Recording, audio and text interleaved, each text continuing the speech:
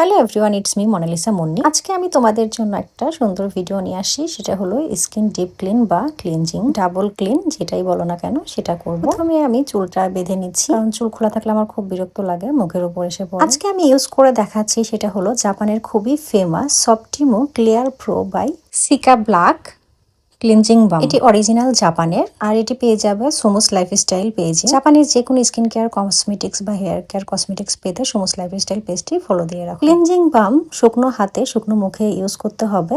তো আমার হাতও শুকনো আছে, মুখও শুকনো আছে। আমি এখান থেকে সামান্য একটু মুখে নিয়েছি। আমার যদি একটু লাগানো বেশি হয়ে গেছে, আমি এমনই একটু বেশি বেশি করে ইউজ করি। তারপর আলতো হাতে আস্তে আস্তে করে, বেশি জোরে ঘষা যাবে না, কারণ হলো স্কিন পাতলা, তো মুখের স্কিন সবসময় পাতলা থাকে, তো ঘষলে লাল হয়ে যেতে পারে। 30 সেকেন্ড মাসাজ করে নিয়ে তারপর সামান্য একটু হাতে পানি লাগিয়ে আবারও একটু মুখে মাসাজ করতে হবে।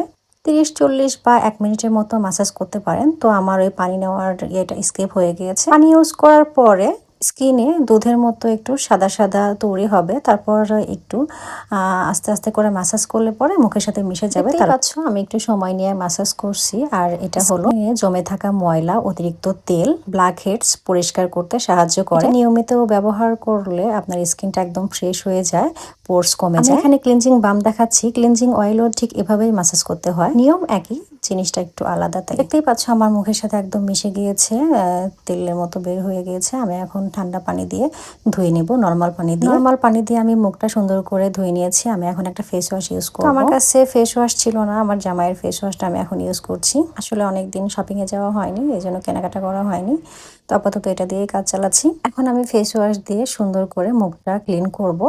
আর ফেস ওয়াশ দেওয়ার পরে হয়ে যাবে ডাবল ক্লিন। এভাবে যদি নিয়মিত ডাবল ক্লিন করা যায়, তাহলে কিন্তু স্কিন অনেক সফট হয়, ব্ল্যাক হেডস, হোয়াইট হেডস, পোরস গায়েব হয়ে যায়, আর স্কিনও অনেক গ্লো লাগে, অনেক ফ্রেশ। তোমরা যদি প্রতিদিন সানস্ক্রিন ইউজ করো, তাহলে প্রতিদিনই ডিপ ক্লিন করতে হবে স্কিন। আর যে কোনো একটা ক্লিনজিং অয়েল দিয়ে বা এই যে ক্লিনজিং বাম দিয়ে অবশ্যই ডিপ ক্লিন করতে হবে। এখানে আমি আরেকটা প্রোডাক্ট দেখাচ্ছি, সেটা হলো আমি চুলে কি ইউজ করি। চুলে আমি ইউজ করি ফিনো হেয়ার মাস্ক। এটা এত ভালো যে ইউজ করবে না সে বুঝতে পারবে।